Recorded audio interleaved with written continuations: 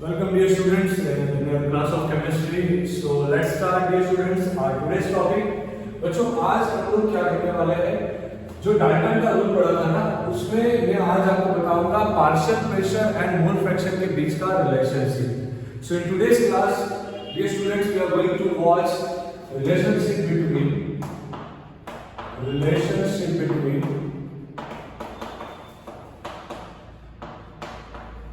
mole fraction X and partial pressure of gas.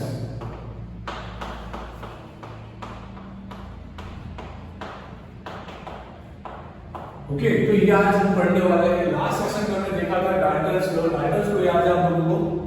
So Dalton's law क्या था? Dalton's law of partial pressure क्या था? सो Dalton's law partial pressure का बच्चों मान लीजिए आपने यहाँ पे एक वेसल लिया. वेसल में 3 डिफरेंट टाइप के गैस भरे बच्चों. Gas 1, gas 2 and gas 3. ये 3 गैस भरे बच्चों. अगर आपने यहाँ पे सिर्फ एक ही गैस लिया होता गैस 1 एंड उसका कुछ प्रेशर रहता, ऑप्शन बता दें P1. P1 क्या है? Partial pressure of gas 1.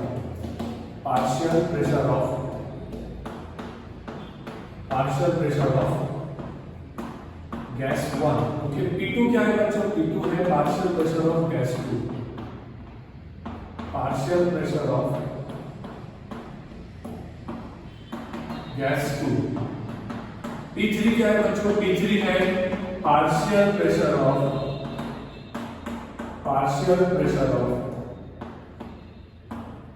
Gas 3. Okay तो total pressure according to Dalton's rule बनेगा P टोटल. जो बनेगा कितना? जो बनेगा बच्चों P1 plus P2 plus P3 जितना. ये क्या है? Total pressure. तो टोटल प्रेशर कैसे निकाला जा सकता है? P1 plus P2 plus P3 करके. ओके मान लीजिए यहाँ पे 3 से ज्यादा गैस हो गए तो आप लोग क्या करोगे? उस केस में आपको एक चीज ध्यान रखना है. आप क्या करोगे? एक से ज्यादा है तो कोई दिक्कत नहीं है. जितने भी गैसेस दिए गए सबके पार्शियल प्रेशर का क्या लगा दो? समेशन लगा दो. हो क्या क्लियर? अब देखो मैं आपको mole fraction and partial pressure के बीच का रिलेशन बताने जा रहा हूं. अब जैसे कि आप लोग जानते हो फ्रॉम आइडियल गैस इक्वेशन क्या है स्टूडेंट्स? आइडियल गैस इक्वेशन है Pv is equal to nRT. So P is equal to nRT by V. P is equal to क्या बनेगा? nRT by V बनेगा. याद है ना ये चीज? चलो बहुत अच्छे. सो आप P1 कैसे लिखोगे? P1 is equal to लिखोगे N1RT by V. मैंने R मतलब क्या? R मतलब यूनिवर्सल गैस कांस्टेंट जिसका वैल्यू कितना रहेगा? 8.314 joule mole inverse kelvin inverse. वो तो चेंज होने वाला नहीं है. टेम्परेचर ये जो भी वेसल लिया होगा गैस 1 के लिए भी ये वेसल है, गैस 2 के लिए भी यही वेसल है, गैस 3 के लिए भी यही वेसल है. तो ये वेसल का जो टेम्परेचर रहेगा वही टेम्परेचर तीनों गैस के लिए भी होगा. एंड ये वेसल का जो वॉल्यूम रहेगा वो भी सारे गैसेस के लिए सेम रहेगा.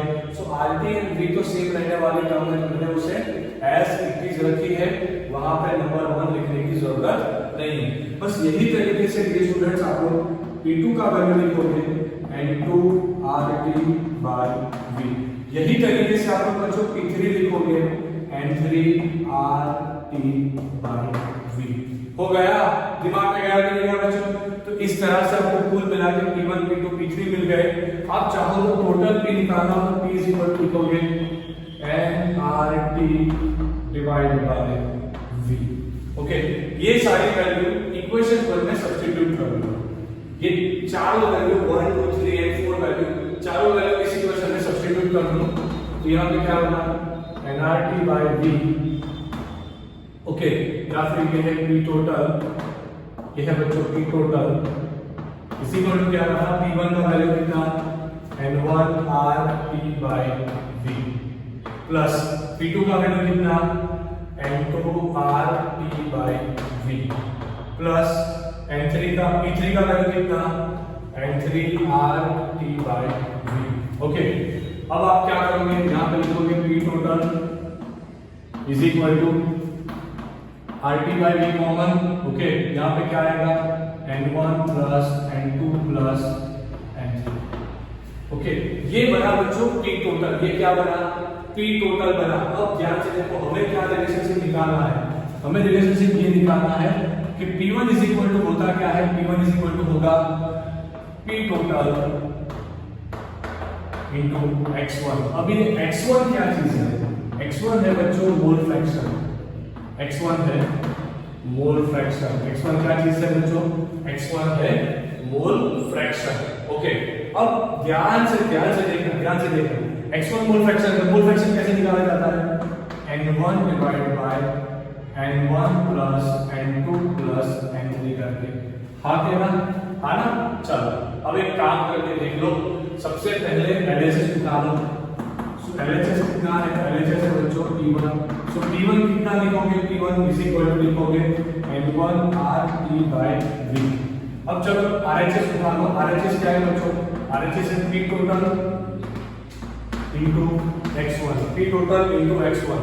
तो ध्यान से देखना बच्चों, P टोटल का वैल्यू कितना है, यहाँ पे P टोटल का वैल्यू है RT divide by V N1 plus N2 plus N3, okay, into क्या करना है x1, x1 का वैल्यू कितना है N1 divide bye N1 plus N2 plus N3, okay.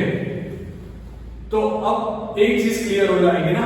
अब यहां से देखो N1 plus N2 plus N3 cancel out, N1 plus N2 plus N3 cancel out, तो आपके पास क्या बचा, आपके पास बचा RT N1 divide by V। So RHS equal to क्या आ रहा है, LHS निकल के आ रहा है। तो ये सिंपली प्रूव करता है बच्चों कि partial pressure of any gas is equal to total pressure of gas into mole fraction, जो बहुत बहुत ज्यादा इंपॉर्टेंट रूल है बच्चों, जो आपको ध्यान रखना है। कभी भी इसके बेसिस से क्वेश्चन पूछे जाएंगे नेक्स्ट ईयर, इसके बेसिस से रिलेटिव, हेनरी एंड राउंड, ये दोनों रूल आपको इसके बेसिस पर से ही स्टडी करने हैं, okay.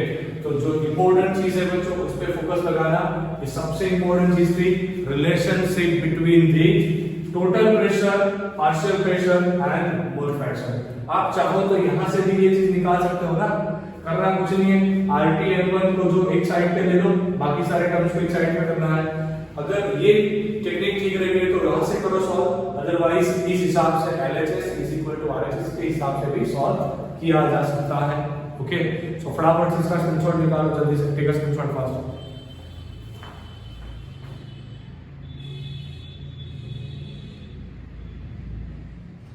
Okay so dear students, अभी हम लोग मॉलिक्यूलर स्पीड,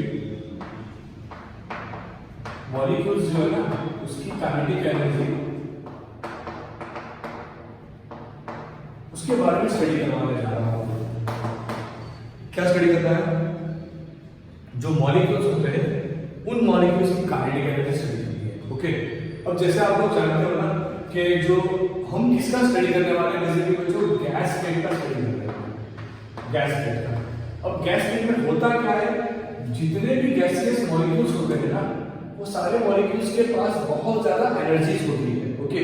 वो लोग बहुत ही रैंडम मोशन करते हैं, उन लोगों की एंट्रोपी भी बहुत ज्यादा हाई होती है।